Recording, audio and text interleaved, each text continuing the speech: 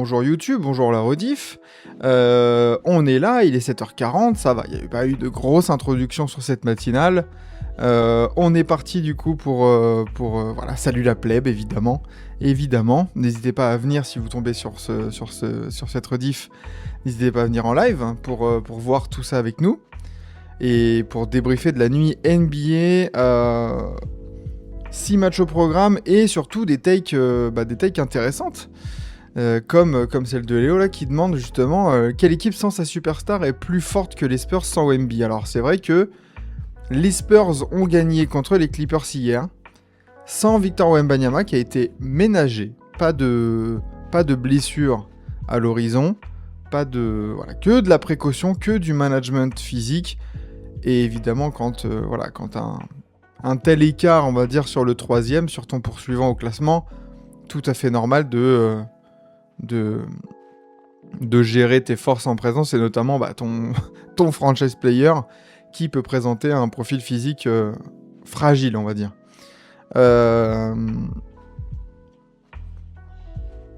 Les Spurs gagnent. Et on va pouvoir en parler évidemment dans le dernier match de la soirée. Alors que Luka et ses ischios, voilà. Partons directement sur les infos et les actualités de la nuit dernière. Et la grosse actualité, c'est pour ça que je dis que c'est un peu une nuit qui peut être un tournant dans la saison NBA. Eh bien messieurs, c'est la blessure de Luka Doncic. C'est la blessure de Luka Doncic qui, en pleine action, vous allez voir, voilà, en pleine action, c'est arrêté, voilà, défendu par Jalen Williams. Luka Doncic s'arrête. Luka Doncic semble s'être fait mal aux ischios, selon un docteur, tout simplement. Spécialiste dans les blessures en NBA et en NFL, etc., qui, on s'en fout des traductions. Luka Doncic semble s'être fait mal à son ischio gauche. C'est le même ischio qui a été blessé plus tôt dans la saison. La sévérité va dépendre le temps d'absence va dépendre de la sévérité de la blessure. On parle de une ou deux semaines en cas de blessure mineure entre guillemets. Sinon, ça sera 3 à 6 semaines. Et ça, c'est une nouvelle terrifiante pour les Lakers. Les Lakers qui étaient sur un run quand même très bon.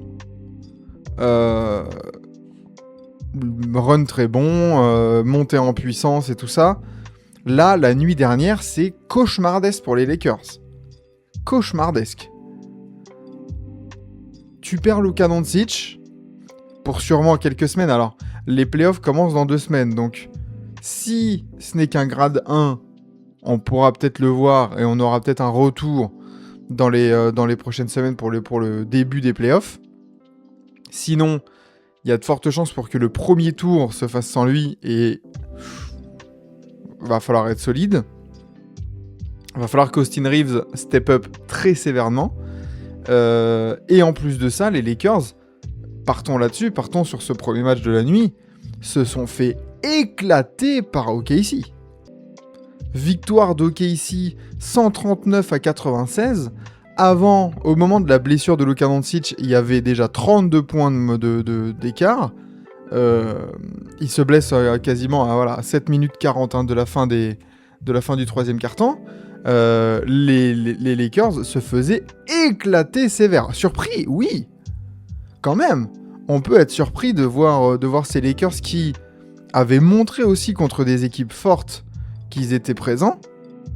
On peut être surpris de voir qu'ils se sont fait aussi balader dans les grandes largeurs dans ce match-là. Les Lakers ont dans leur rang le GOAT autoproclamé, donc aucun problème pour la suite. Tu parles de LeBron ? En vrai, est-ce qu'il a déjà eu des takes ? Oui, bah oui, sûrement, oui. En mode je suis le GOAT, oui. Et en vrai, on peut argumenter comme quoi c'est le GOAT, évidemment. Mais un GOAT à 41 ans, qui est certes encore très fort, très bondissant et tout ça, mais qui ne peut plus, et on le sait, assurer des comment dire, des fonctions d'option numéro 1 dans une équipe qui a des ambitions en playoff. Luka Doncic faisait parfaitement le taf là-dessus. Austin Reeves, parfait en lieutenant un peu facilitateur de jeu, voilà, pour step up quand il faut. Là, la très mauvaise nouvelle, elle est là. Alors, Luka Doncic passera une IRM aujourd'hui. On en saura plus sur la gravité de la blessure. Mais ouais, on en saura plus, donc on pourra voir ça mardi matin dans la prochaine matinale du coup. Et coucou Fredo, et coucou Mélise, et tous ceux qui sont là à 7h46 en ce vendredi 3 avril. Ça va plutôt pas mal, et toi du coup Fredo?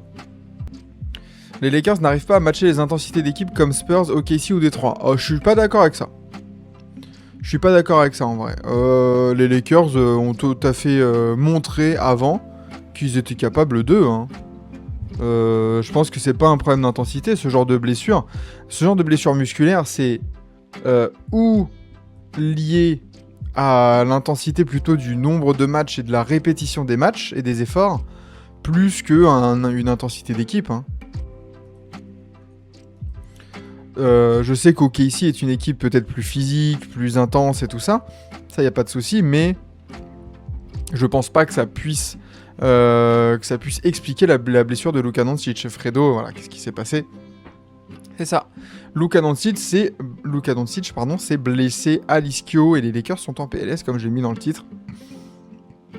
Quand je regarde le calendrier des Lakers, tu vois, dernièrement, bon, tu vois, ça avait perdu contre Détroit, c'est vrai. Mais après, tu vois, ça avait gagné contre Denver, ça avait gagné contre Minnesota. Bon. Ça va, tu vois.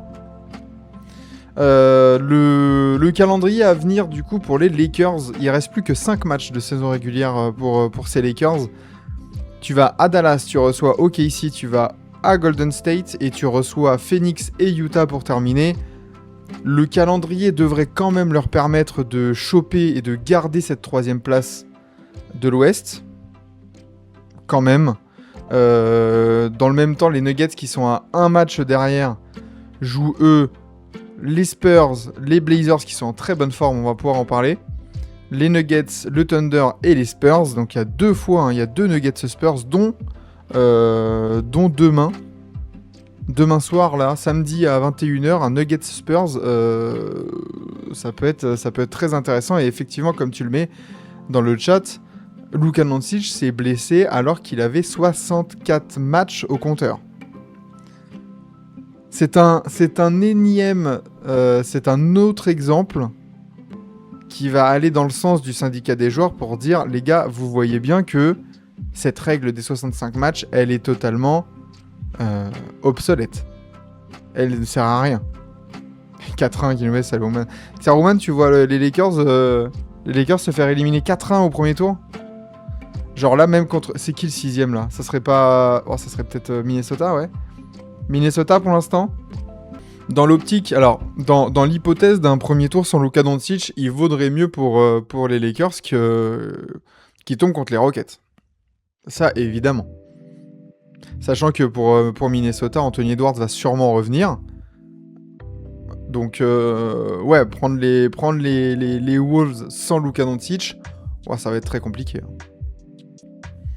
Mais ouais, voilà, 64 matchs pour OKC, pour Luka Doncic, qui va du coup manquer inéligible aux awards de fin de saison, que ce soit les All-NBA Team, le MVP, tout ça. Bon, est-ce qu'il allait... Bon, il allait évidemment, je pense, être en All-NBA First Team. En vrai, est-ce qu'il aurait été en First Team, Luka Doncic, avec la saison de Cade Cunningham aux Pistons et celle de Shai Gilgeous-Alexander à OKC? Il y a un argument qui pourrait être donné dans le sens de la seconde team. Hein. Et on dit bonjour et on dit au revoir à madame en même temps. qui part au boulot dans le froid français, dans le froid parisien. Alors que nous, on est bien au chaud à la maison. Sans Lucas, je le vois pas passer le premier tour, et avec, c'est même pas sûr. Ah, avec, je serais pas aussi définitif avec Luka Doncic. Quand même. Luka Doncic, enfin, quand on regarde la dynamique des Lakers, c'était quand même vraiment quelque chose d'assez sérieux. Ça montait en puissance, ça prenait en confiance, et voilà, quoi. Mais bon courage, et oui, effectivement, bon courage à elle. Hein. Ça va, elle termine à 16h le vendredi, donc c'est une petite journée, ça fait plaisir. SGA plus Victor plus Jokic, il reste 2 places. All NBA First Team, Jokic, Shea, Victor, Jaylen Brown, Doncic. Ok. Ouais, ça le fait, hein. Ça se fait. C'est vrai que le poste 4, quel est le meilleur poste 4 cette saison ? J'ai l'impression que cette saison, il y a une espèce J'ai l'impression que cette saison, il y a un espèce Mais wesh. Cette saison, j'ai l'impression qu'il y a une espèce d'appauvrissement du poste 4 en NBA. C'est limite qui le meilleur poste 4 ? C'est encore Giannis Antetokounmpo ? J'ai l'impression qu'on s'en fout, on souffle un peu, hein.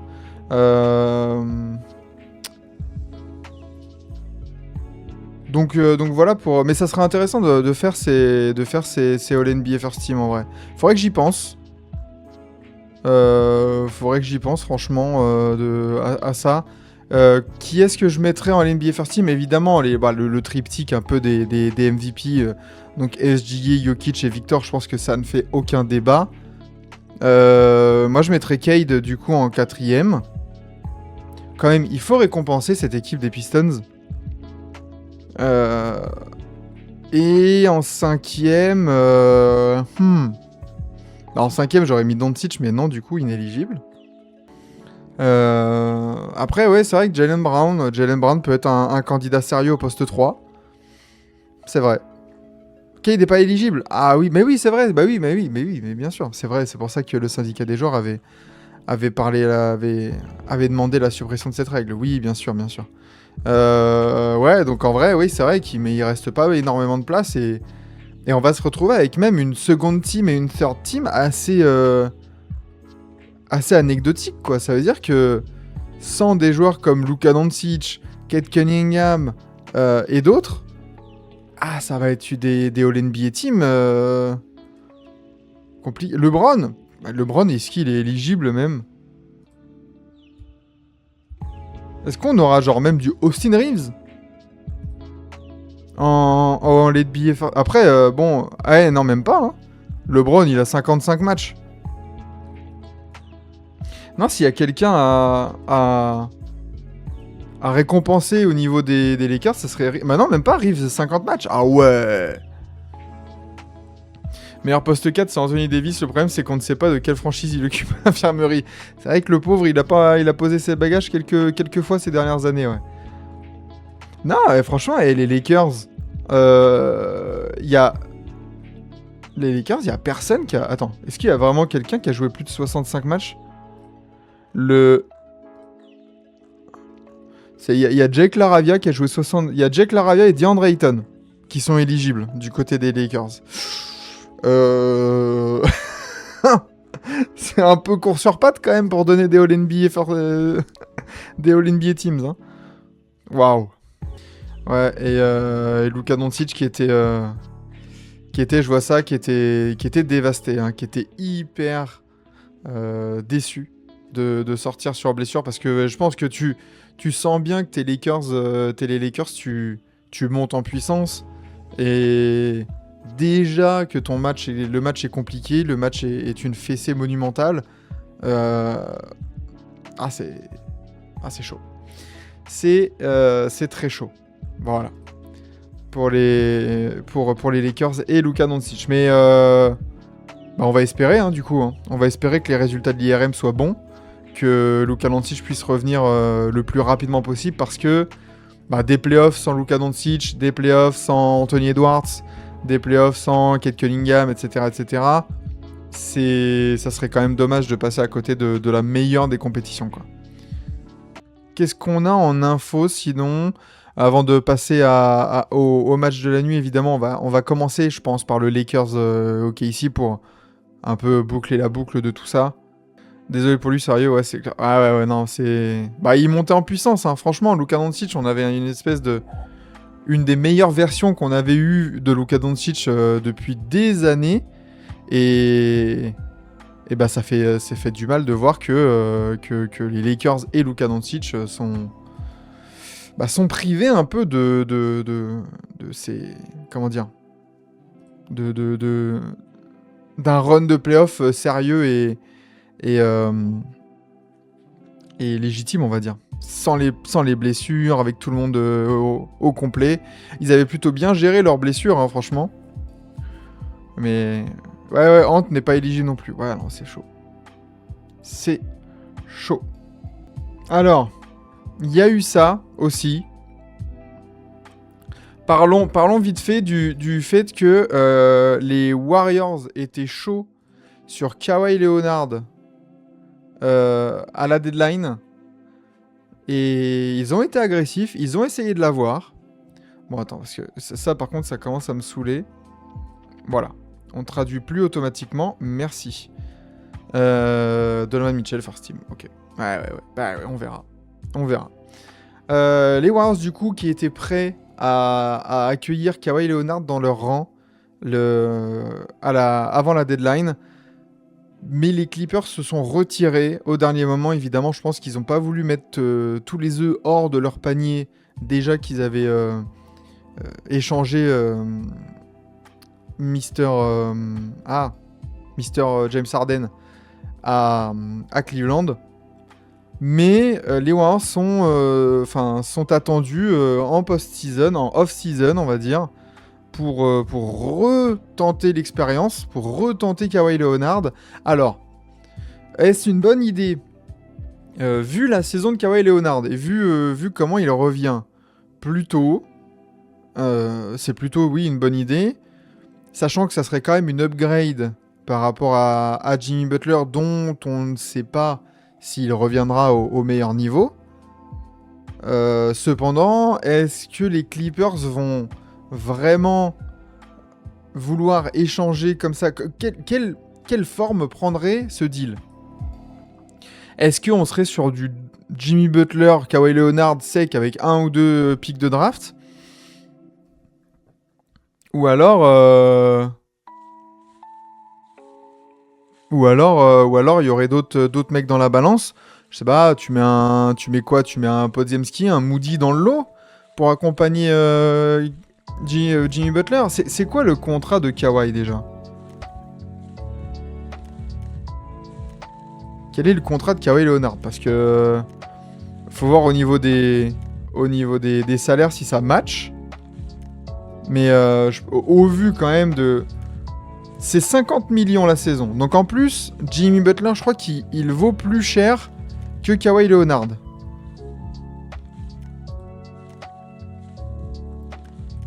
Et je vois pas un monde où les Warriors décident d'accueillir Kawhi Leonard sans échanger, sans dégager Jimmy Butler. Jimmy Butler est à 54 millions. Je vois pas un monde où les Warriors font cet échange-là et font ce Big Three, on va dire. Steph Curry, Kawhi Leonard, Jimmy Butler. Je vois pas vraiment un monde où ils se font chier à faire ça. Kawhi à quel âge? Alors Jimmy Butler a 36 ans.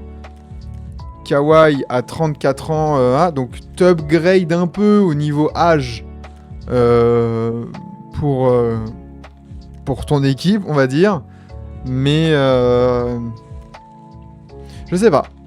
Quelle sera vraiment la position des Clippers là-dessus? Il revient bien. En effet, s'il joue les 5 derniers matchs, il sera All-NBA First Team. Il a joué 60 matchs, donc effectivement, s'il joue tous les matchs, il pourra l'être. Est-ce que c'est vraiment l'intérêt des Clippers de... Après, peut-être qu'on voit... On est en train d'assister au dernier match de l'ère Kawhi aux Clippers. et que les Clippers, déjà en ayant accueilli Darius Garland, Bénédicte Mathurin et tout ça, sont carrément prêts à tège Kawhi Leonard et en fait le fait de l'avoir gardé cette saison et de ne pas l'avoir dégagé à la trade deadline ou autour de la trade deadline, bah en fait c'était juste une stratégie pour dire bon, on essaye de lui donner de la valeur, il va jouer, on essaye d'aller au max du max d'où on peut aller avec ce groupe là et cet été on tournera véritablement la page Kawhi, Paul George, James Harden, Zubac, tout ça. Et on essaye de repartir sur un groupe avec Darius Garland, Mathurin et des jeunes joueurs là que tu peux choper si tu arrives à faire un deal avec les Warriors ou avec tout ça.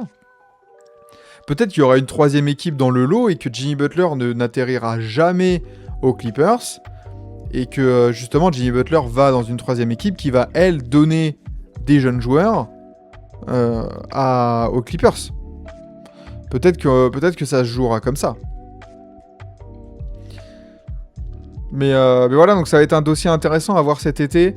On pourra faire une petite tier list aussi des équipes qui ont intérêt à bouger cet été. Les Clippers ont déjà annoncé cet hiver qu'ils ne le prolongeraient pas, rien d'étonnant qu'ils cherchent une porte de sortie. Ouais, sachant que Kawhi, oui, il reste 1 an sur le contrat, les contrats de Butler et de Kawhi matchent, mais bon, encore une fois, est-ce que c'est le projet des Clippers ? Est-ce que c'est la timeline même des Clippers de vouloir accueillir Jimmy Butler ? J'y crois très peu. Franchement. S'ils veulent vraiment repartir sur un autre projet, c'est pas avec Jimmy Butler que tu vas pouvoir le faire. Autant garder Kawhi Leonard si tu veux un vétéran pour une saison à 50 millions, autant garder ton mec que t'as depuis le début. Avec le pick 2026 de la loterie, ça peut le faire. Sachant que, en effet, les Warriors ont un pick, sachant que les Clippers sont bien placés en cas de chute d'Indiana et on va, tu sais quoi, on partira sur vous savez quoi, on partira sur le point en Canton juste après. Mais le pick des Warriors peut être intéressant pour les Clippers, sachant qu'ils ne sont pas assurés d'avoir un pick de loterie. Et salut Madrid, ils sont pas assurés d'avoir le pick de loterie. Donc, ça leur assurerait peut-être l'occasion d'ajouter un jeune talent dans cet effectif-là. Je sais pas, moi je me dis, si les Warriors arrivent à négocier avec une troisième équipe, à dégager Jimmy Butler dans cette équipe-là, et qu'en fait les Clippers accueillent un Moses Moody dans l'affaire, avec un pick, et que les Warriors, en dégageant juste Jimmy Butler, Moody et un pick, récupèrent un Kawhi Leonard, bon, je me demande si c'est pas un gagnant-gagnant, quoi, pour les deux équipes. Kawhi, 35 ans, souvent blessé, qui retourne aux Spurs, jouer 45 matchs par saison. Après, Kawhi joue déjà cette saison, c'est plutôt rassurant quand même. Il faut rendre à César ce qui est à César. Kawhi Leonard joue. Kawhi Leonard, quand il joue, il est impactant. On parle d'un Kawhi qui tourne quand même à 28 points de moyenne, 6 rebonds à 50% au tir. Beaucoup moins élite défensivement, du fait de l'âge, évidemment, comme d'habitude. Hein. On va pas jeter la pierre aux joueurs qui vieillissent. Mais en effet, c'est un peu un match sur deux. Alors après, souvent blessé, mais qui joue quand même. Alors à part la saison dernière où il joue 37 matchs, ça joue toujours plus de 50 matchs dans la saison. Tu vois, si on prend depuis la saison 2019-20, il y a une saison où il n'a pas joué, la 21-22. Mais ça fait du 57 matchs, 52, 52, 68, et là 60 en attendant peut-être les 65 en fin de saison. Ça reste un joueur qu'il faut gérer physiquement, mais un joueur sur lequel tu peux te baser à moitié quand même, les 3/4 de la saison. Et je me dis, peut-être en prolongeant Kristaps Porzingis, si Porzingis continue d'enchaîner, bon, pourquoi pas?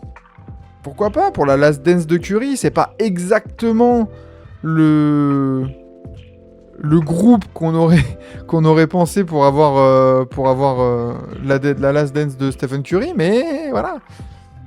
C'est toujours ça, les gars. Ça reste meilleur que Luka en défense. Oh, vous êtes dur parce que Luka, d'ailleurs, avait été nominé par la NBA pour le trophée de défenseur du mois à l'Ouest. Hein. J'ai vu le match de cette nuit, Kawhi est vraiment impressionnant. Et pourtant, les Clippers ont perdu. Et Giannis aux Warriors. Ah bah, alors, ça serait évidemment le meilleur fit. Et là, si t'es les Warriors, désolé, si t'as l'occasion de faire Giannis Antetokounmpo et de l'associer à Stephen Curry, tu donnes tout ce que veulent les Bucks. Si t'appelles les Bucks et qu'ils te disent, bah alors on veut lui, votre pick, et lui, et puis pour faire matcher les salaires, bon bah donnez-nous Jimmy Butler, au pire ça fera un bon vétéran sérieux pour encadrer cette équipe-là. Tu dois donner tout ce qu'ils veulent. Je veux rien savoir. Les Warriors ne sont pas en capacité de faire la fine bouche. Hein. Franchement. Et je vois, il y a Kawhi Leonard, c'était inférieur à Stephen Castle dans le chat. Ça ne m'étonne pas de ce bon vieux Léo. Ouais, non, Giannis aux Warriors, ça serait évidemment le meilleur fit. Franchement, quel superstar fitterait mieux? Quel superstar, attention, quel superstar crédible? Quel move crédible? Parce que si vous me dites Victor Wembanyama, tout ça, non. Bon, c'est très bien que Victor Wembanyama ne va pas bouger. Mais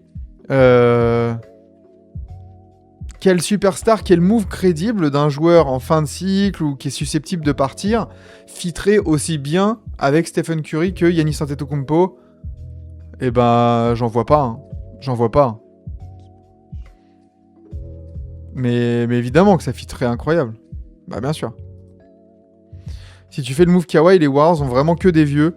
Bah en vrai, déjà il est moins vieux que Jimmy Butler, donc en vrai tu rajeunirais ton effectif.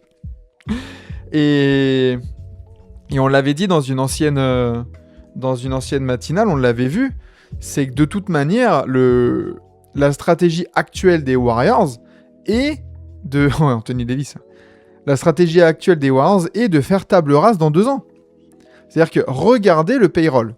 Regardez le payroll des Warriors. Attention, ça va être flagrant.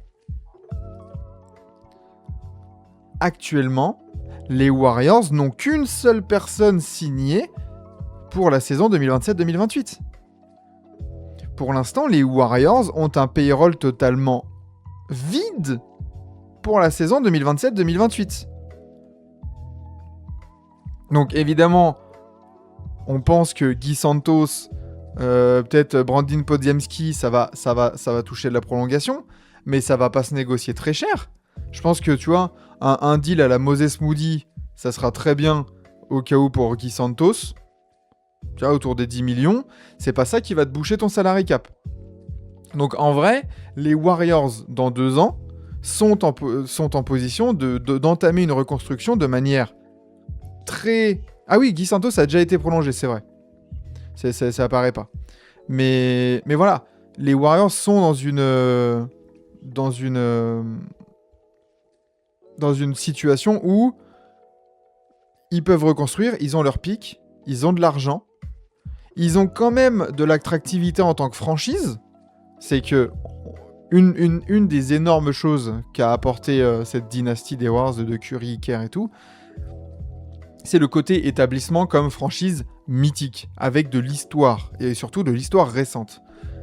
Mine de rien, tu te poses déjà dans un truc en mode, on sait très bien qu'après la saison 2026-2027, il y a de fortes chances pour que Last Dance de Curry, Last Dance de Curry, Last Dance de Steve Kerr, de Draymond Green, et on passe à autre chose. Et tout le monde sera content. 5 millions par saison, ouais, Guy Santos, ouais, c'est vrai. T'as pas envie de garder Moody, il est vraiment pas mal. Moses Moody est un très bon joueur, moi j'adore. Hein. Je kiffe l'évolution de Moses Moody depuis ses débuts. Le problème, c'est que c'est limite l'asset le plus intéressant pour une équipe dans l'idée d'un trade. C'est que pour aller... Si les Wars veulent avoir un... Je veux dire que si tu fais un trade, t'as que Moody à échanger. Bah... De très intéressant, oui, après... Ah, il est blessé pour 1 an en plus, ouais, c'est clair. C'est clair que ça va pas arranger les affaires de trade. Hein. Après, c'est déjà arrivé. Hein. C'est déjà arrivé que des joueurs blessés soient... Des jeunes joueurs soient échangés et tout ça, juste sur la base du... Comment dire, de la potentialité, quoi. Bien le bonjour les matinalos, c'est oui, Gogov, comment il va en ce bon vendredi? Et j'espère que ça va. Donc voilà, sur l'actualité Kawhi Leonard, Warriors, tout ça. Il y a 2 records pour terminer. Il y a 2 records qui sont tombés cette nuit, quand même. 2 records de franchise. Parce que je vois là le record de Colin Gillespie aux Suns, qui devient le meilleur marqueur à 3 points sur une saison de l'histoire des Suns. Avec son 227e tir à 3 points hier contre Charlotte. Et justement, à Charlotte, on a eu merci Madri qui balance le prime pour TBA, qui donne son short à la TBA carrément. Merci Madri, merci du soutien. Tu as donc accès aux meilleurs emotes de l'histoire de Twitch finalement. Le fuck triangle. Voilà. Qu'est-ce que j'étais en train de dire avant tout ça? Ouais, Contenu Apple, du coup, qui est devenu aussi le meilleur marqueur à 3 points sur une saison pour les Charlotte Hornets. Donc, bravo à eux. Et ça en dit long sur l'histoire de ces franchises. Parce que quand même, Colin Gillespie qui te bat ton record, bon voilà. Sachant que, quel est le record, quel est le joueur pour vous qui mène la danse au nombre de tirs à 3 points en NBA cette saison? Parce que le record sur une saison est toujours détenu par évidemment Stephen Curry avec ses 402 de la saison 2015-2016. Mais ok. Eh ben c'est Contenu Apple le premier. C'est Contenu Apple le premier avec 261 tirs à 3 points mis. Deuxième, Luka Doncic 254, LaMelo Ball 243, Jamal Murray 234, Nickel Alexander-Walker 233. J'ai l'impression que après avoir eu une ère où les spécialistes à 3 points étaient pullulés en NBA. Tu vois, il y avait du coup les Steph Curry, Klay Thompson, Damian Lillard, Devin Booker un peu, mais même tu vois Buddy Hield, Joe Harris à l'ancienne, rappelez-vous. J'ai l'impression quand je vois ce top 5 que il y a moins de top performeurs à 3 points. Vous voyez ce que je veux dire? J'ai l'impression que tu vois, on est à 5 matchs de la fin de la saison. Voir le premier à 261 seulement, je me dis que le record de Steph Curry a encore de beaux jours devant lui, quoi. Est-ce que finalement on va pas se retourner dans 1, 2, 3 ans sur ce record et on se dira, en fait, ce record de Steph Curry, les 402 tirs à 3 points rentrés en une saison, ne va pas devenir un des records intouchables de la NBA. Au même titre que le nombre de passes décisives de Stockton, les 100 points, les 100 points de Wilt, faut voir maintenant si ça peut tomber. Ça dépend que de Bam Adebayo. Parce que là-dessus, sur ce top 5, Apple, Doncic, LaMelo, Jamal Murray et Nickel Alexander-Walker, il n'y a pas un seul vrai spécialiste à haut volume, comme on pouvait l'avoir avec Curry, Harden, Klay Thompson, Damian Lillard, etc., etc. Même Trae Young, tu vois, Trae Young, il faudra voir comment il va revenir. Mais J'ai l'impression que c'est un bas total, quoi. Donc finalement, ce record de Steph Curry a peut-être de beaux jours devant lui. Et parce que quand même, un 402 tirs à 3 points sur 82 matchs, rendez-vous compte de la perf, quoi. Je sais... Enfin, on va peut-être faire un point vite fait avant de passer du coup au premier match de la nuit. Mais ses pourcentages cette saison-là, 2015-2016, il en prenait 11 par match. Il en mettait plus de 5. Je veux dire, il tournait à 45% à 3 points sur une saison. C'est sa saison en 50, 45, 90. C'est pas mal. Pardon. Ouais, la perf de Steph est folle. Ouais, mais de ouf. De ouf.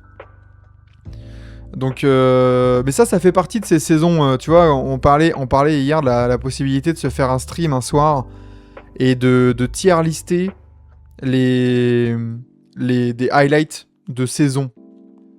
Tu vois, le Steph 2015-2016, on va le tier lister. On va voir. Je pense que les highlights seront fous. Tout comme le James Harden 2018-2019.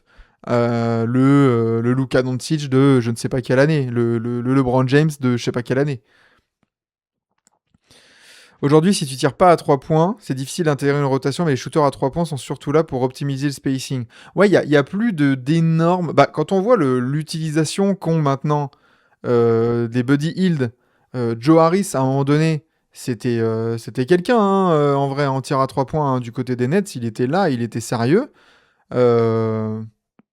Ces mecs-là disparaissent des rotations parce que, en fait, on ne demande plus d'être unilatéral en NBA. Il faut plusieurs rôles, il faut plusieurs utilités, il faut ce 3&D, quoi. C'est ça. Il faut être un 3&D sérieux, et oui, c'est bien beau de mettre, d'en tenter 5-6 par match, mais si tu peux pas défendre, si t'es une passoire de l'autre côté, bah, c'est compliqué. C'est compliqué. Et coucou Mila, comment ça va? Bah écoute, ça va, hein. Ça va, on finit la semaine ensemble, c'est cool. On finit la semaine ensemble avec 6 matchs qu'on va pouvoir débriefer. Et ben franchement, messieurs, je pense qu'après toutes ces actus, on a parlé Doncic, on a parlé de l'échange Warriors. Faut être capable de drive aussi. Je sais pas. Je sais pas si tu dois être capable de tout faire. Je sais pas. Mais en tout cas, la défense, oui, ça c'est certain. Avant d'entamer notre analyse des matchs de la nuit, messieurs, passons sur le petit tankathon du jour. Et qui dit tankathon du jour, dit pronostic. Messieurs, voilà, exactement, Gogoff, il arrive sur le point tankathon, c'est magnifique. Messieurs, quels sont vos pronostics? Sur quoi on se cale aujourd'hui, ce matin? Qui remportera le first pick? Entre Washington, qui a le pire bilan de NBA, Brooklyn, Indiana, Sacramento, ça ne bouge pas, hein, de jour en jour. Utah, Dallas, New Orleans, Memphis, Chicago, est-ce qu'il y a vraiment des changements? Les Clippers, du coup, avec leurs 2 défaites de suite qui montent en loterie pour donner le pick à OKC. Mila sans Utah. Pour Madrid, ça sera Indiana. Utah comme hier. Oh, le back-to-back Utah. Le back-to-back Utah peut-être. Utah qui a perdu les 7 derniers matchs. Hein. Eh bien, pour ma part, ce sera un first pick pour les Brooklyn Nets. Allez. Voilà.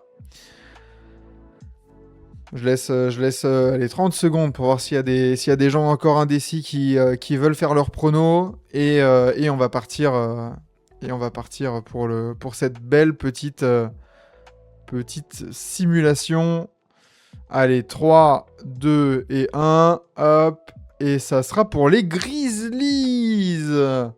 Les Grizzlies qui montent de 7 places pour aller chercher le first pick. Dallas font aussi une très belle remontée là de 4 places pour avoir le deuxième pick. Sacramento monte en 3. Et les grands perdants, Washington, Indiana, hein, qui descend en 6. pour donner le pick aux Clippers. Utah qui aurait que un pick 7, ça serait quand même bien décevant. Et sinon, pas d'énormes scandales. Warriors chez Melise, waouh, le bond de 10 places. Ah, les Warriors, si ça chope un first pick ou même un top 4, je peux vous dire que les théories du complot vont repartir de plus belle. Hein. Ouf. Attends, accrochez-vous hein, si c'est le cas. Hein. Bon, alors, après ce petit truc tant qu'attend, les Pels, bah, Saruman qui a un délai. Saruman, il a du ping. Et mais non, ça n'a pas été les Pels, du coup. Mais les Pels, on verra ce qu'ils vont faire, mais ça part à Atlanta, du coup, le match. Enfin, le pick. Justement, en parlant de match, j'ai fourché parce que j'y pense, et ça fait déjà quand même pas mal de temps qu'on est en live, et qu'on est en train de récapituler un peu les actualités de la nuit et de ce qui est sorti ces dernières heures en NBA. Pels 1, Clippers 2 chez toi, Madrid. Eh bah... Bravo. Alors ça serait le retournement de situation de fou, quoi. Plus 6, plus 10, ouais, c'est clair. Du coup, les matchs NBA, messieurs, je vous propose de commencer par, évidemment, on en a parlé, Luka Doncic, les Lakers et tout ça. On a parlé de la blessure de Luka Doncic. On a parlé aussi du fait que les Lakers se sont pris une énorme branlée qu'on ne voyait pas venir. Hein. C'était peut-être le match de la nuit qu'on attendait. Et finalement, de choc, il n'y en a pas eu. Plus 43 pour le Thunder. Avec un game chart terrifiant. Je sais pas si ça vaut la peine de regarder le replay, mais regardez-moi ça. Domination d'OKC, qui a eu jusqu'à 46 points d'avance. Il n'y a pas eu de match. Dès la fin du premier quart, à 20 points. Et après, ça ne fait que monter, en fait. Il n'y a pas eu de ralentir du côté d'OKC. Il n'y a pas de ralentir. Il n'y a eu que de l'accélération, que de la domination, que du... On va taper du poing sur la table. On va montrer que c'est nous, les patrons. C'est OKC. Nous parlez pas de Spurs. Nous parlez pas de Lakers. Là, c'est quoi ces discussions qu'on voit sur Internet, là, machin... oui, les Lakers peuvent faire un truc. Non, tu vois. Non. Donc franchement, grosse impression laissée par OKC. Et merci à RMDZ pour le follow. Installe-toi. Bienvenue dans cette matinale. Que dire, en effet. Alors après, au niveau des stats, du coup... OKC a été porté aussi par un excellent collectif, évidemment, comme toujours. 28 points de Shai Gilgeous-Alexander à 48% au tir. 7 rebonds, 7 passes. 20 points d'Isaiah Joe. Voilà, 7 sur 9. Toujours clinique, tu vois, 6 sur 8 à 3 points. Toujours, en fait, ce côté très caractéristique du collectif de OKC d'avoir 7 personnes qui step up au bon moment. Tu vois, dans le premier quart-temps, je crois que Lugensdort met ses 14 points dans le premier quart-temps. Il finit à 14 points, 5 sur 8 au tir, 4 sur 6 à 3 points. Je crois qu'il met tous ses points dans le premier quart. Et en fait, voilà, tu joues contre OKC, t'as un mec qui prend feu, et bim, tu peux rien faire. Que ça soit Lugensdort, qui a de la réussite au tir. Après, un autre match, ça sera Kayson Wallace. L'autre, ça sera Jay Mitchell, Isaiah Joe, Chet Holmgren, Jalen Williams. Et en plus de ça, t'as toujours Shai Gilgeous-Alexander qui est là au rendez-vous. C'est terrifiant pour les autres équipes quand ça clique. Et quand l'intensité va monter en playoff, j'ai hâte de voir si cette équipe du Thunder va être capable de réitérer ce genre de grosses performances dominantes qu'on les a peu vu faire vraiment cette saison. Le match des fonds de banc a été gagné par les Lakers de 2 points. Ouais. C'est vrai que là, le garbage a dû être impressionnant parce que, Shai a un peu stat pad. Quand on voit que tout le 5 majeur ne joue même pas 23 minutes et que Shai Gilgeous-Alexander se rapproche des 30, est-ce qu'on peut pas dire que Shai, il est resté sur le terrain pour choper ses 20 points, etc. etc. SJ a clos la course au MVP. À voir. À voir, hein. Après, les votants, c'est toujours très compliqué, mais en effet, ça reste le grand favori, évidemment. Ah, c'était le dernier carton en entier en garbage. Oh, vous imaginez si c'était un match, tu sais, un match de 23 heures, un samedi, et qu'on s'était chauffé pour le commenter. Waouh, la pure jasse. Tu commences le match, t'es en mode, putain, on va voir un vrai bon match NBA là, un vrai choc. Wow, la purge ultime. Il finit à 28 points, pas 21, donc je sais pas. Ouais, je sais pas, mais le voir jouer 6 minutes de plus que tout le monde, voire 10 minutes même, parce qu'Hartenstein joue 20 minutes. Cason Wallace 21, c'est lui le plus gros temps de jeu de l'équipe. De loin. Je me dis, vu son pourcentage au tir, ça se trouve, il s'est dit, bon allez, je vais forcer un peu avec le garbage. Après, j'ai pas vu le match, hein, donc je peux pas dire. Mais voilà, ouais, on a 20 points du coup d'Isaiah Joe, on a 14 points de Luguensdort, quasiment triple-double hein, pour Jalen Williams. On 10 points, 9 rebonds, 8 passes. Le tout à des pourcentages tout à fait honorables. Hein. En vrai, personne n'a vraiment croqué de ouf. Limite, c'est Jalen Williams qui a croqué le plus avec 40% au tir au global.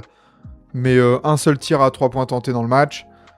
Le Thunder a totalement dominé les Lakers sans aucun souci.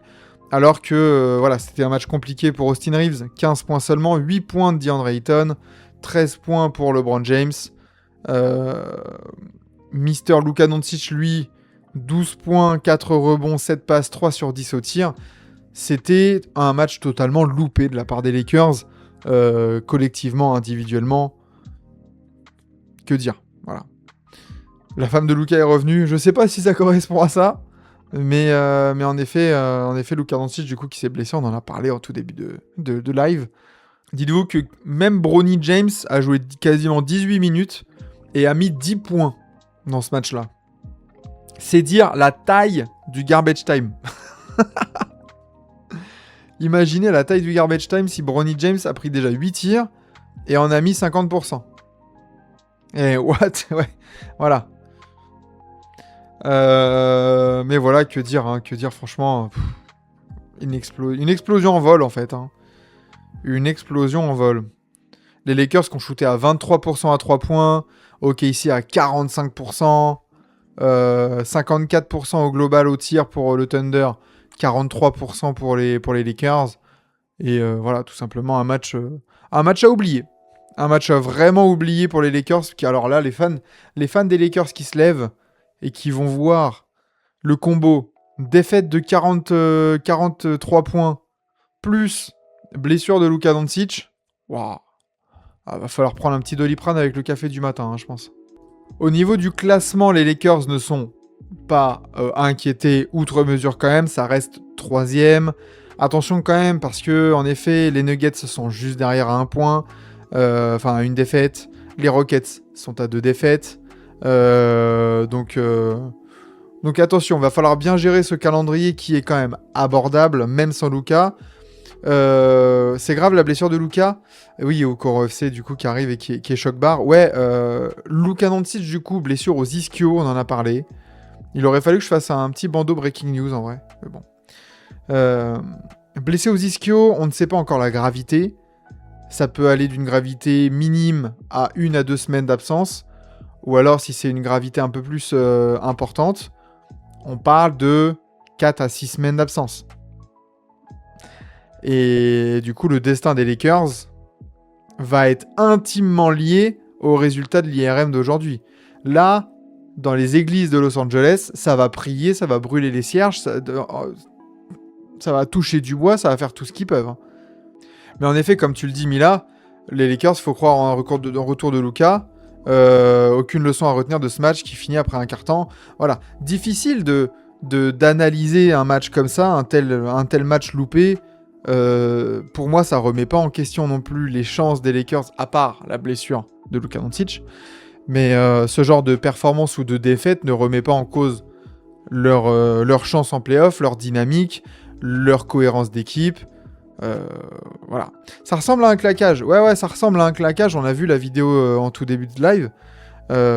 Ça ressemble à un claquage, mais bon, à voir maintenant la blessure, la gravité, parce que ça peut être un claquage minime. Et dans ce cas-là, bah oui, de toute façon, t'as ressenti une grosse douleur et tu t'arrêtes. Ça va dépendre du calendrier des Lakers au premier tour aussi, hein. S'ils ont la chance de pas jouer tout de suite au premier tour et d'avoir des matchs un peu espacés, tu peux dire que, bah, en effet, tu peux avoir un retour au milieu du premier tour, si tant est que tu te prennes pas valise au premier tour. Il y a de ça aussi. Tu peux essayer de faire durer le premier tour, mais bah, si tu perds, voilà, faut déjà gagner le premier tour ou faut déjà gagner des matchs sans lui. Après, je pense que ces Lakers-là sont capables. Souvenez-vous, hein, on a vu en début de saison, alors après c'est que le début de saison, c'est autre chose, les playoffs et tout ça, mais Austin Reeves a été capable de step up de fou au scoring pour justement combler l'absence de Luka Doncic et LeBron James. Donc si ça se trouve, on va voir un Austin Reeves qui va tourner à 30-32 points de moyenne. Et en fait, on va se dire, bon, bah, premier tour contre les Rockets ou contre les Wolves, ça peut être géré. Et Rip, les 65 matchs, ouais, bah, il est à 64, hein, on en a parlé aussi. Il en est à 64 matchs, donc il sera inéligible pour tous les awards de fin de saison. Terrible pour Luka Doncic, mais ça, voilà, pour ceux qui arrivent et qui prendraient la matinale en cours de route, je vous invite à regarder et à vous brancher sur le replay pour voir un peu ce qu'on a dit. Du coup, passons au deuxième match. Alors évidemment, j'ai parlé du classement des Lakers. Le Thunder, évidemment, victoire quand même importante parce que les Spurs sont menaçants. Les Spurs derrière ne sont qu'à 2 matchs, donc tu dois quand même valider ta première place de l'Ouest, hein, attention. Qui peut aussi être décisive dans la course au MVP.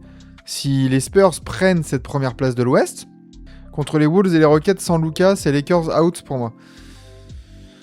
Les Rockets, je leur donne quand même une chance contre les... Enfin, je donne une chance aux Lakers contre les Rockets. Alors, d'ailleurs, sur cette victoire d'OKC, petit point stat, petit point anecdote, c'est la deuxième... C'est le deuxième plus gros écart de l'histoire dans un match entre deux équipes à plus de 50 victoires au moment d'entrer dans le match, au moment de commencer le match. La plus grosse marge entre deux équipes à plus de 50 victoires au moment d'entrer dans le match, ça a été déjà le Thunder contre les Mavs le 14 avril 2024. Et ça a été 49 points d'écart. Donc mine de rien, le Thunder possède les deux meilleurs perfs de l'histoire contre des équipes à 50 wins, entre équipes de 50 wins, donc c'est pas anodin. C'est une vraie victoire en tout cas qui tape du poing sur la table pour OKC en vue des playoffs. Voilà. Deuxième match de la nuit et qui correspondra du coup au premier quand même de la nuit, c'est le match entre les Wolves et les Pistons. Victoire des Pistons 113-108. Les Pistons et les Wolves qui étaient sans Cade Cunningham et sans Anthony Edwards. Mais dans ce duel un peu d'équipe sans franchise player, et ben c'est Détroit qui continue quand même d'impressionner. Qui aurait cru quand on a vu la blessure de Cade Cunningham et son absence pour plusieurs semaines, qui aurait cru que ces Pistons seraient capables que ces Pistons étaient capables de survivre un peu à ce calendrier, à engranger les wins, à engranger de la confiance. Et franchement, bah, je vous propose de voir ce match. Hein. Je vous propose de le voir et de se caler tranquillement avec ce résumé et on va se mettre bien. Dennis Jenkins, c'est encore incroyable. Ça, c'est clair. Hein. Révélation de la saison. Hop là. Grosse révélation de la saison. Allez, je vais arrêter la musique. Hop, on met la vidéo au max. Boum, on va bien voir tout ça. Et belle victoire des Pistons. Franchement, dans un match qui était intéressant.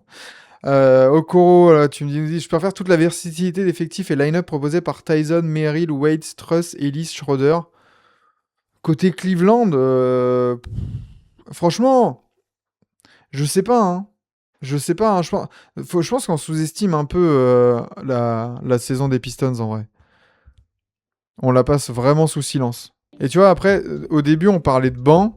Mais là, du coup, tu m'intègres des gens qui sont dans le 5 majeur et tout ça. Et du coup, côté Boston, grâce à leur banc et leur qualité défensive. Ouais, mais franchement, qualité défensive, attendez, c'est quoi la...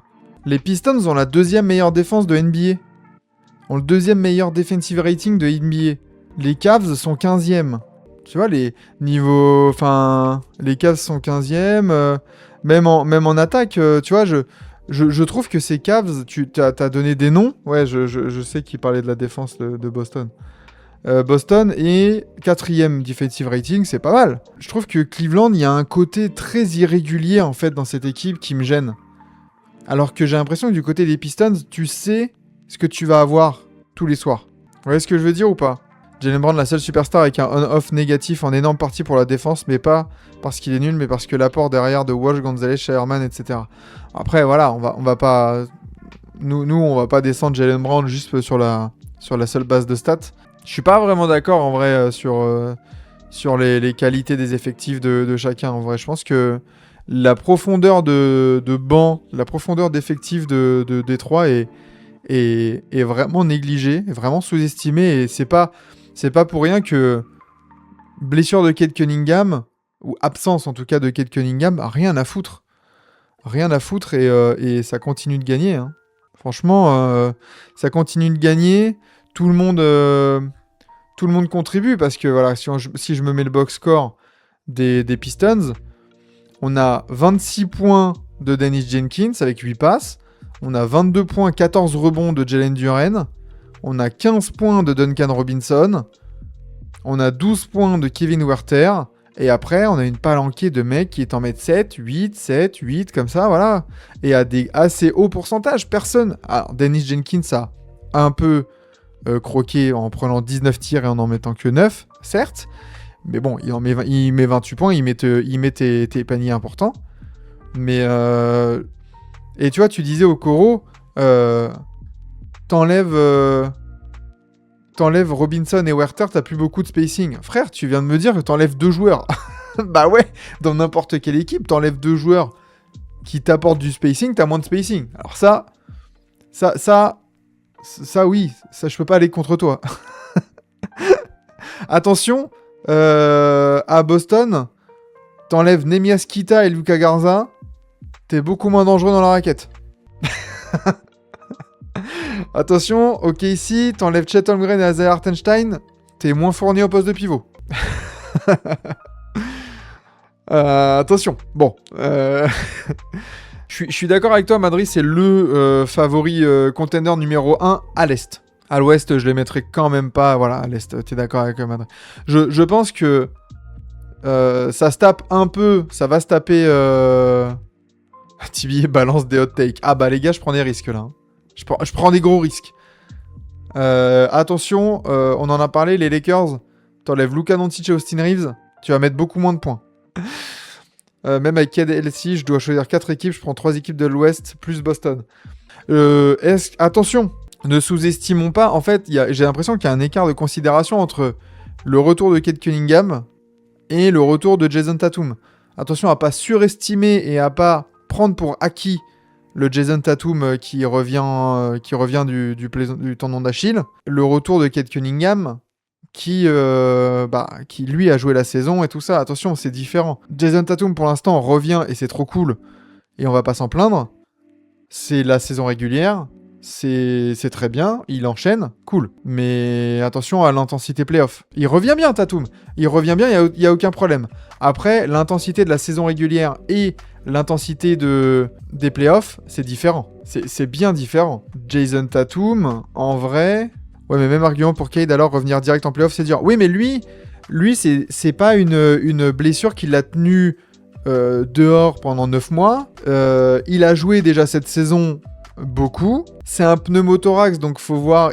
C'est pas une absence liée à une blessure musculaire ou tendineuse. Donc je trouve que c'est différent. Le retour de Cade Cunningham, je trouve qu'on peut le voir venir beaucoup plus sereinement du côté des Pistons par rapport à tout le monde était comme ça au retour de Jason Tatum avec les Celtics. Là, il revient bien, on touche du bois, que Jason Tatum enchaîne et tout ça, c'est très bien. Attention quand même à ne pas prendre pour acquis non plus ce côté-là. J'ai envie de voir contre qui il a joué Mr. Jason Tatum. Cette saison, il a joué contre Dallas, Cleveland, San Antonio, Washington, Phoenix, Warriors, Grizzlies, Wolves, OKC, Atlanta, Charlotte et Miami dernièrement. Donc tu vois, dans la majorité des matchs qu'il a joué, c'est des équipes plus faibles, de loterie ou etc. Il y a quelques chocs, mais en effet, c'est un retour encourageant. Mais tu vois, jouer... ah oui, t'as joué 35 minutes contre OKC. Charlotte, c'est dur à scoltiner. C'est dur, mais est-ce que c'est aussi...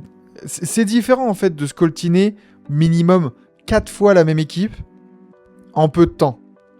En fait, l'intensité des playoffs, elle est là. La difficulté, c'est de jouer 4 fois la même équipe minimum en l'espace de quoi 10 jours. C'est ça qui est dur. C'est que du coup, les équipes s'adaptent. Tu vas réussir ton premier match. Certes, les équipes, elles vont hausser le ton. Elles vont s'adapter. Et c'est là où Tatum va falloir tenir le rythme. Mais on verra ça, on aura l'occasion de voir ça. Et en même temps, est-ce que c'est pas Détroit-Boston est-ce que c'est pas la finale de conf rêvée du côté de l'Est? On attend que ça. Meilleur net rating depuis le 1er janvier, c'est une fausse équipe de play-in. Bah non, la saison n'a pas commencé au 1er janvier du coup. Faut prendre dans son intégralité. Les Hornets ont eu un moment de show incroyable. Ça revient dans une espèce de normalité. Tu vois, à perdre contre les Sixers et les Celtics. Après, ça gagne contre les Nets. Ça avait perdu contre les Spurs. Contre les Suns. Tu vois, genre là, on retrouve une espèce de normalité depuis quelques semaines. Mais ça n'enlève en rien le côté Charlotte, très bien, on en a déjà parlé. On va en parler là tout de suite.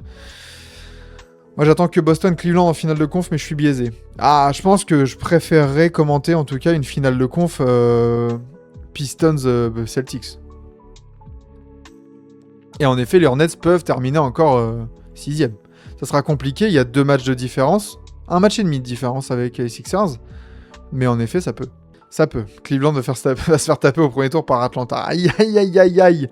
Shots fired.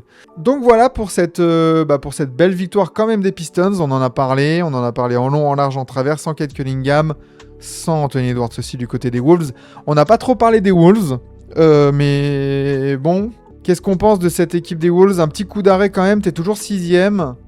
T'es au contact des Nuggets et des Rockets. Il va falloir faire une fin de saison très sérieuse. Tu joues les Sixers, les Hornets, les Pacers, le Magic, les Rockets et les Pels. Peut-être qu'on a assisté à la dernière défaite des Wolves en saison régulière cette saison. En tout cas, si les Wolves veulent aller taper le top 4 de l'Ouest, il va falloir minimum 6 victoires. Voilà. Il va falloir tout prendre. Est-ce qu'ils vont pouvoir le faire? Il y aura des bons petits tests contre les Hornets, justement. Contre les Rockets, où là... ça peut être décisif. Ils sont coude à coude. 5 et 6, là, il n'y a qu'un match de diff. Ça sera peut-être... ça décidera peut-être du tiebreaker. J'ai pas tous les tiebreakers en tête. Mais ça peut, hein. Ça peut. Donc on suivra avec attention le calendrier de ces Wolves.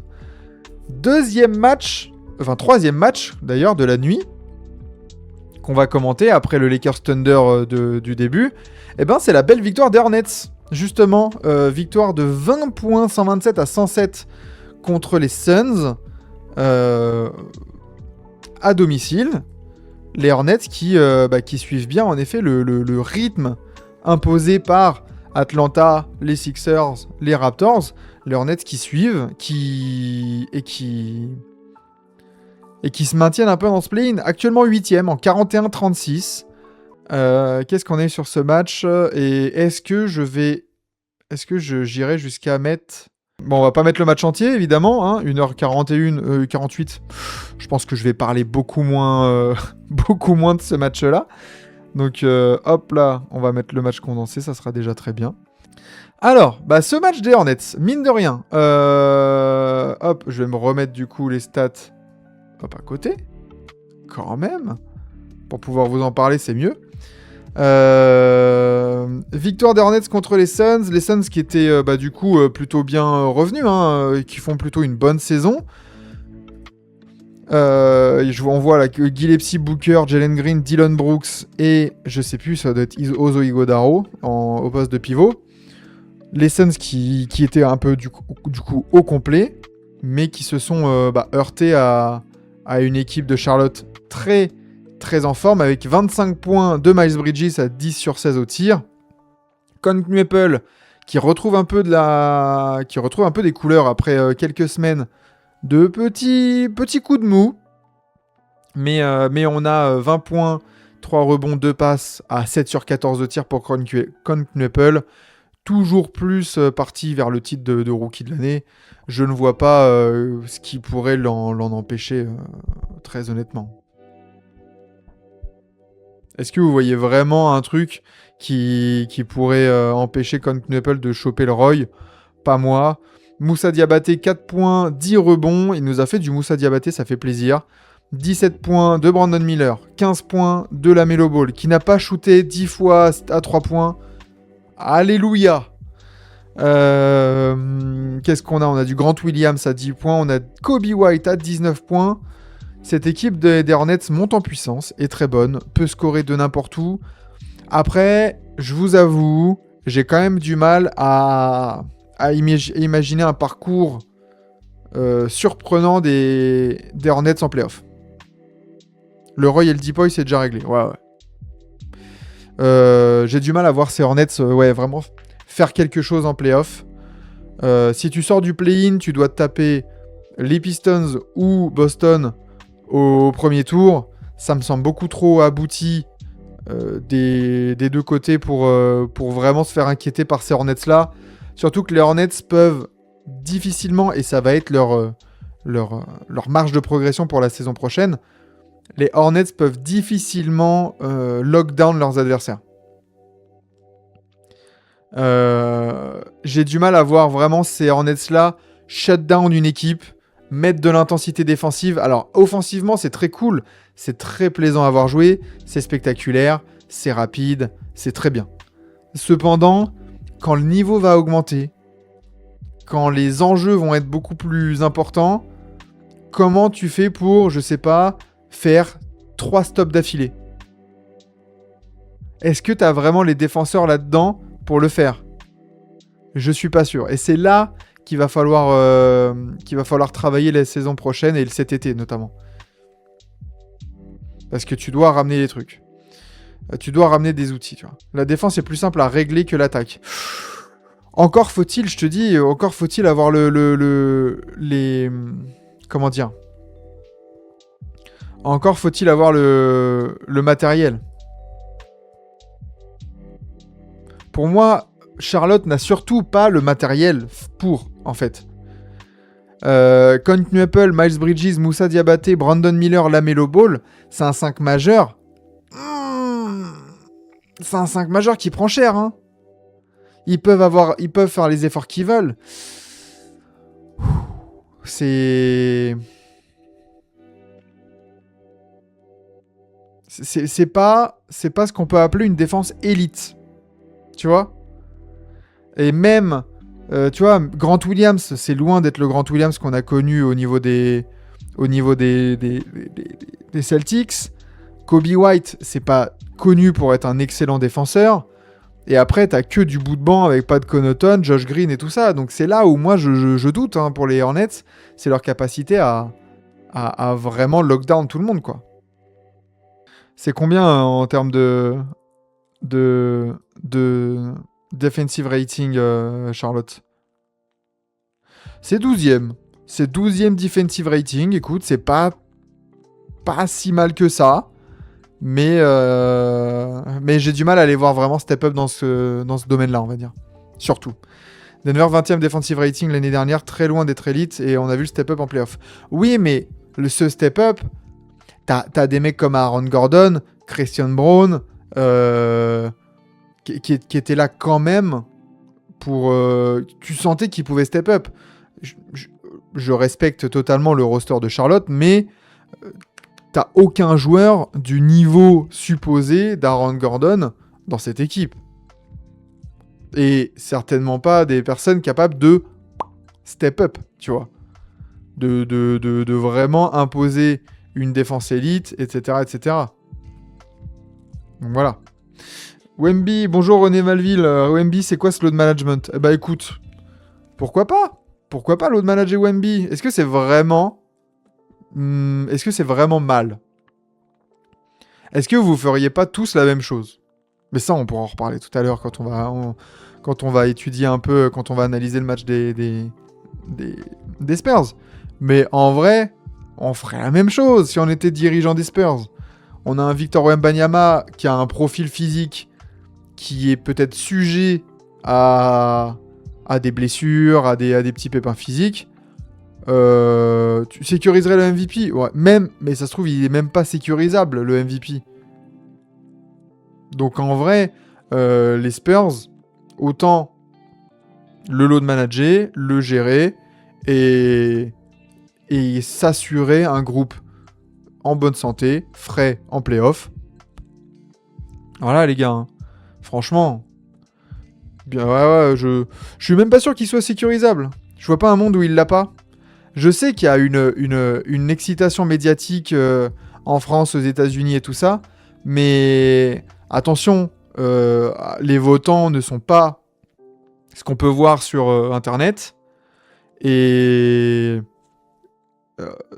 les votants, il y aura des votes pour SGA, et je pense quand même que Shai Gilgeous-Alexander va avoir le MVP, sera le MVP.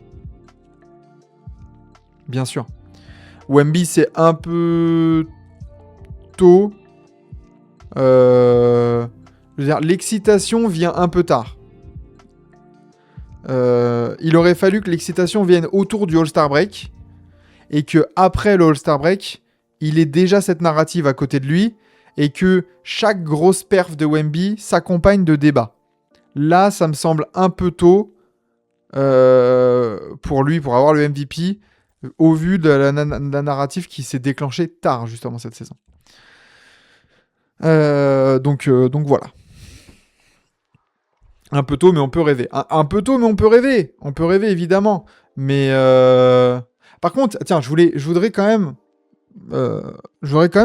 passer un message. Attends, j'ai envie... Il faut que je retrouve le tweet.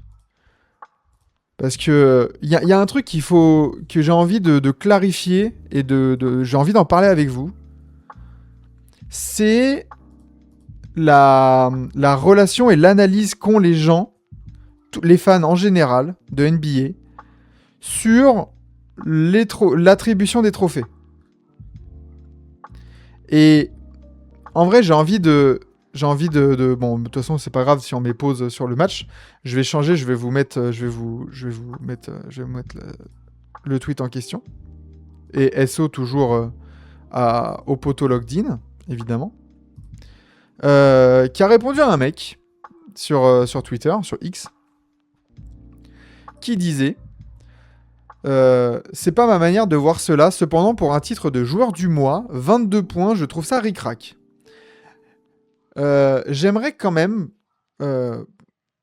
pousser un coup de gueule et dire des choses. Ce n'est pas parce que... en fait, il faut arrêter de voir les attributions de trophées de joueurs de la semaine, de joueurs du mois, de MVP, etc. juste par le biais du nombre de points par match.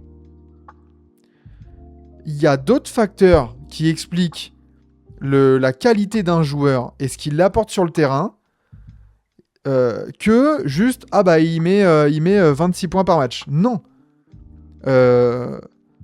Wemby, du coup, est certainement joueur du mois. Ah non. C'est Jalen Johnson, joueur du mois. En 22-8-8. Désolé. mais c'est mérité. Jalen Johnson, les Hawks sont peut-être la meilleure équipe de l'Est en NBA sur ce mois de mars, ou en tout cas, tu vois, on voit le bilan 13-2. Jalen Johnson est le joueur qui a eu le plus d'impact dans cette équipe. C'est le joueur du mois.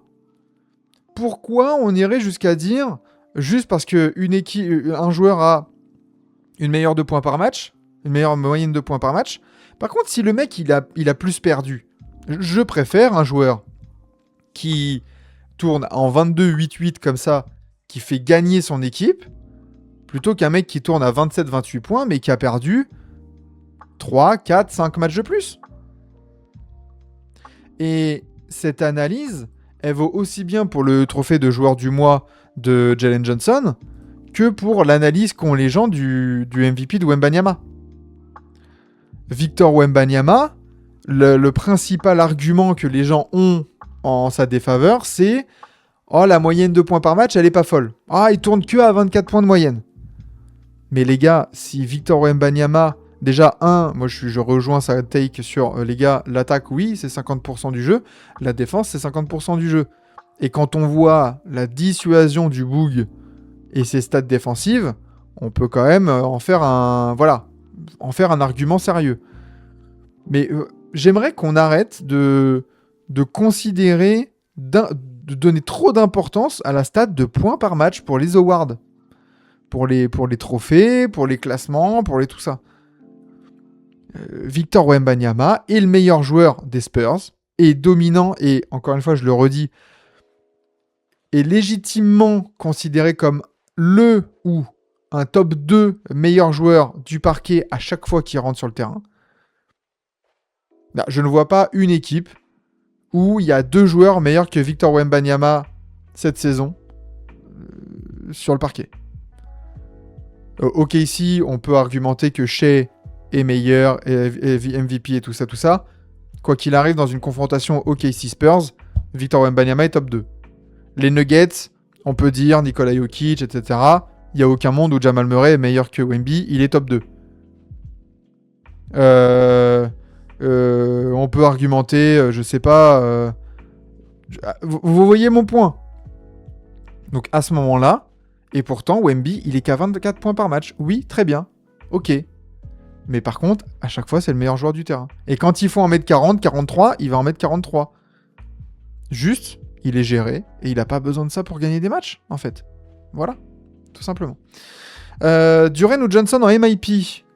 Moi, je mettrais ça à Jalen Duren. Mais on fera une émission trophée vers la fin de saison, là. On fera une émission trophée un soir. Faut qu'on cale les streams du soir. Faut qu'on cale tout ça. Alors...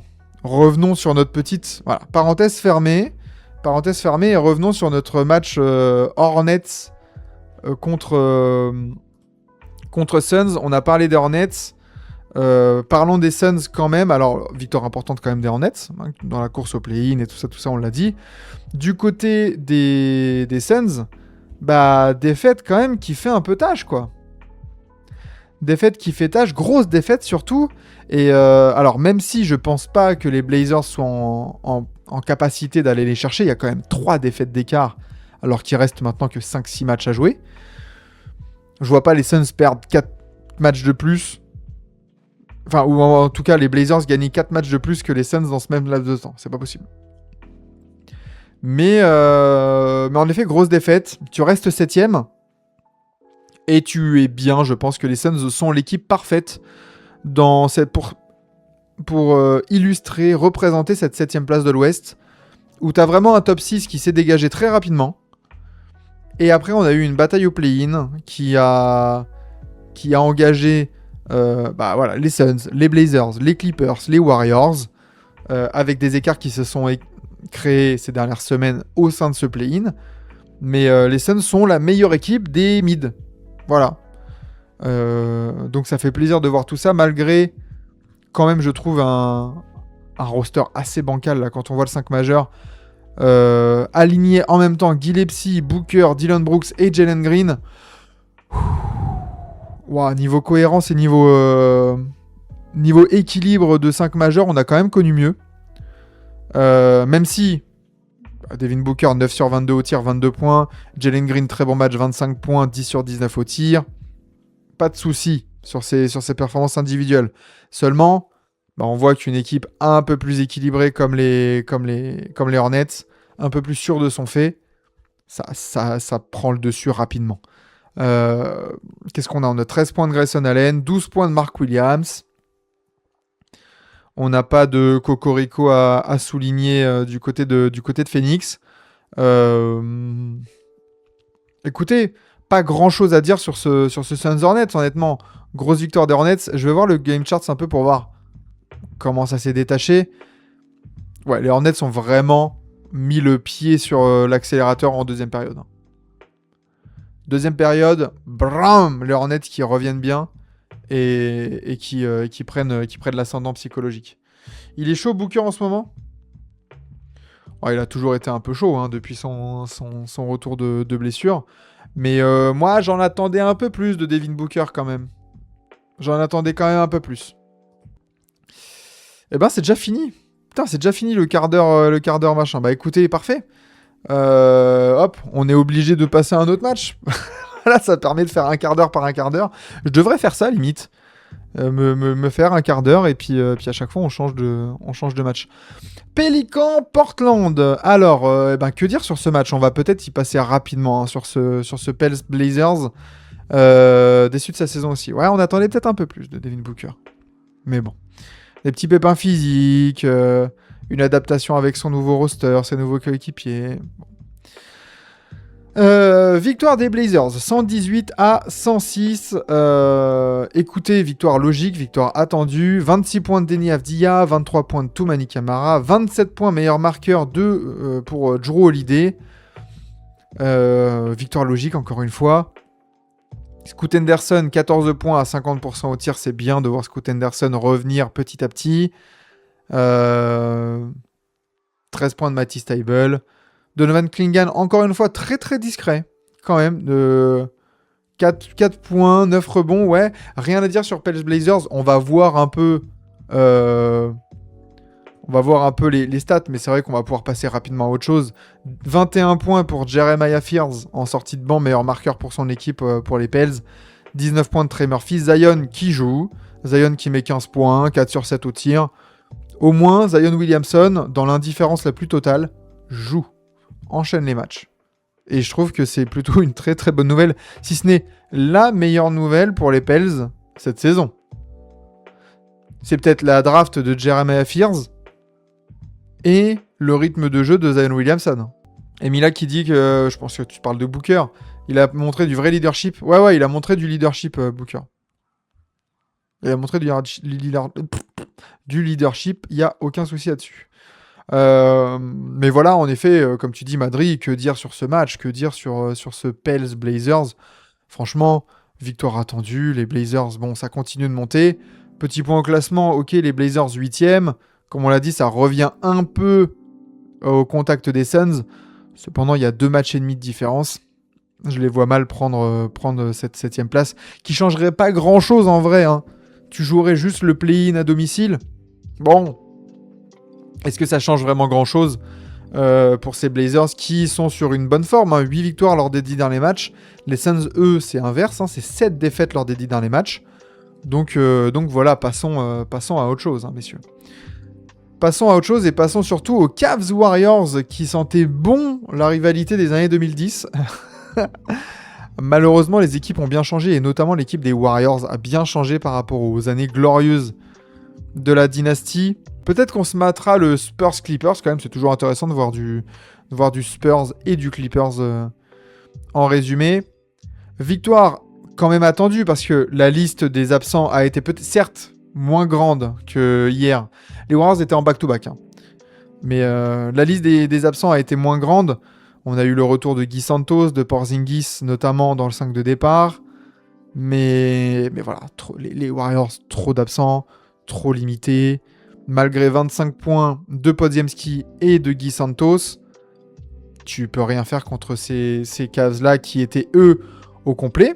Quasiment peut-être, je sais pas, mais peut-être pour la première fois de la saison, ou la première fois depuis longtemps, on a eu le 5 majeur Harden, Mitchell, Max Strus, Mobley, Allen. Et ça résulte par une victoire, ça résulte de 25 points de Donovan Mitchell, 24 points de Max Strus, à 6 sur 10 à 3 points à Max Strus. 19 points, 5 passes de James Harden, lui aussi très propre à 7 sur 11 au tir.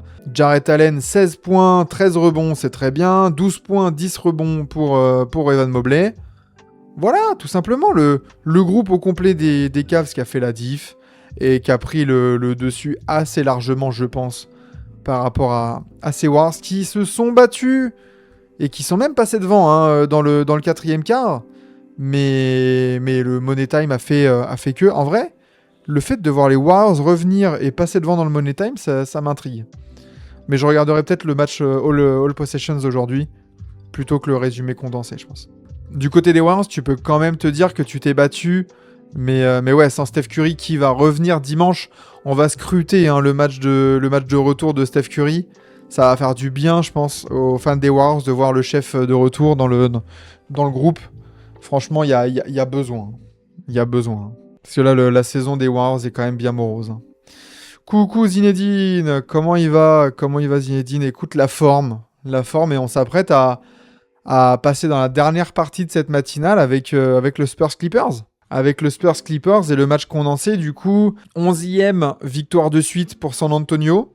Je crois que San Antonio n'a pas gagné 27 matchs lors de ses 29 derniers. Les Spurs sans Victor Wembanyama. Donc comme on en a parlé en tout début de stream, les San Antonio Spurs peuvent se permettre de faire reposer Victor Wembanyama contre une équipe des Clippers de play-in et quand même de gagner assez largement. On parle quand même, pour les Spurs, d'une équipe très jeune, très inexpérimenté, même au niveau du coaching, et qui est capable de gérer ces matchs-là sans ton meilleur joueur. Alors, De'Aaron Fox a fait un très bon match, 22 points, Stephen Castle 20 points, mais encore une fois, quand on regarde le box score, c'est une victoire très collective de la part des Spurs, très maîtrisée, et on va voir le match commenté, on va voir le match condensé, pardon. Je pense qu'il y a moyen que ça soit un très très bon match. Et de voir un peu comment ça a géré tout ça. Du coup, hop, vous calez ça. Je vais vous caler ça, je vais arrêter la musique. Et puis, messieurs, dernière partie de la matinale, dernier match. On va se caler avec un petit San Antonio Spurs des familles. On peut s'arrêter là sur ce garbage time. Voilà, il reste 5 secondes. On est en fin de résumé. Voilà, très belle victoire des Spurs. En effet, gros match de Dylan Harper. Gros match de Stephen Castle. Non, franchement, Dylan Harper, les 19 points à 8 sur 12, très, très, très, très, très efficace. Très efficace, Dylan Harper. De'Aaron Fox qui a fait le taf, qui a fait son taf de meneur, de leader de cette équipe très jeune. Keldon Johnson, 13 points, 6 rebonds en sortie de banc, c'est excellent. Et du côté des Clippers, en effet, Kawhi Leonard, 24 points, 10 sur 16 au tir, 0 lancé tenté. 24 points de Kawhi Leonard, 10 sur 16 au tir. 18 points de Bénédicte Mathurin, du coup, qui a fait un gros impact quand même. Beaucoup d'intensité, 7 rebonds, 2 passes aussi.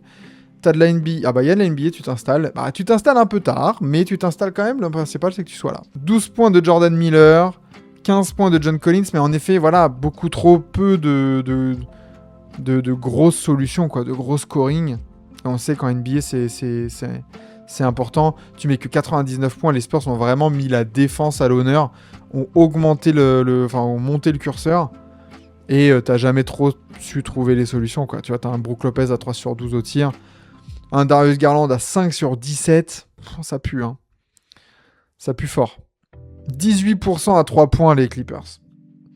Ça a shooté à 18% à 3 points, rendez-vous compte, 5 sur 27 au tir, alors que les Spurs, 12 sur 31, quasiment 39% à 3 points. C'est très honorable, franchement.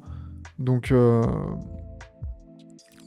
voilà ce qui explique cette belle victoire des Spurs. Voilà pour ces 6 matchs de la nuit. Alors, faisons un petit point, messieurs, quand même, sur les matchs de la semaine, les matchs du week-end. Parce que, certes, les matinales, du coup, s'arrêtent le vendredi, mais la NBA ne s'arrête pas, évidemment. Et même si on ne se retrouvera que mardi à 7h30, puisque je m'accorde un petit jour de Pâques quand même bien mérité, ne serait-ce que pour me reposer avant les playoffs, on a quand même des matchs intéressants. Déjà cette nuit, qu'est-ce qu'on a cette nuit ? Heureusement qu'il n'y a pas de matinale, parce que les 12 matchs, frère, on souffle. Boston-Milwaukee, avant c'était bien, maintenant c'est très peu. Alors, franchement, la nuit prochaine, c'est... Allez, Minnesota-Philly. Allez, Minnesota-Philly. Mais en effet, j'allais dire Madrid, j'allais dire pareil, il n'y a rien de fou. Hein. Il n'y a pas de choc, il n'y a pas de... Oh là là, Je commente les matchs. Alors malheureusement, Fredo, ce week-end, en effet, comme je le dis, week-end de Pascal, je suis en famille, je suis hors de Paris, hors de l'appartement, et du coup, non, pas de match commenté ce week-end. Mais de toute façon, vous allez vous prendre votre dose de matchs commentés pendant les playoffs. Donc, vous inquiétez pas. Mais là, en effet, en famille, du samedi, du vendredi soir au lundi soir, ça sera voilà, tranquille, repos. Il y a Toronto-Boston dimanche, ouais, mais même, franchement, même samedi, je me serais bien chauffé pour commenter le San Antonio-Denver. Mais malheureusement, voilà. Ça fait que, voilà, les faits font que je vais pas amener mon écran, ma tour d'ordi, et machin. Voilà. On va rester normaux, on va dire, en famille. Donc voilà, mais on pourra débriefer de ça mardi. Ah non, c'est dimanche. Oh, yes. Yes, je vais pas avoir à débriefer la nuit de 11 matchs. Alléluia. Mais faut voir. Je vais voir peut-être avec les gars. Peut-être que Sam, il va pouvoir le commenter. Hein. Je vais voir. Peut-être qu'on aura une surprise. Restez branchés. Peut-être que demain soir, il y aura demain soir, il y aura peut-être une surprise. Restez branchés et tout ça. Mais voilà, on va voir. En tout cas, moi, je ne serai pas là. Je rentre pas le week-end le mardi matin. T'imagines la matinale à se faire les 25 matchs là. Oh waouh. Donc non, restez connectés. Peut-être qu'il y aura une surprise. Je vais voir avec les boys de l'équipe. Et même si je suis pas là, évidemment, vous serez en de très bonnes mains. Donc n'hésitez pas à mettre les notifs si vous l'avez pas fait sur Twitch. Et voilà quoi. 9h57, malheureusement, je pense que le React Trash Talk, ça sera pour une autre fois. Peut-être mardi, du coup. Peut-être mardi ou dans une soirée la semaine prochaine. On va peut-être se faire ça.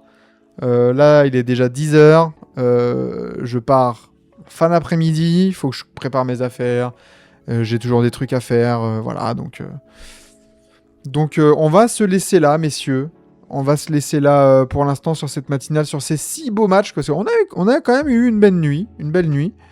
Des belles petites perfs, des belles actions, de l'actualité à débriefer. Donc voilà, merci de m'avoir suivi dans cette belle aventure de la matinale cette semaine encore. Merci de votre soutien, merci d'être là, merci pour les abonnements, merci pour les follow.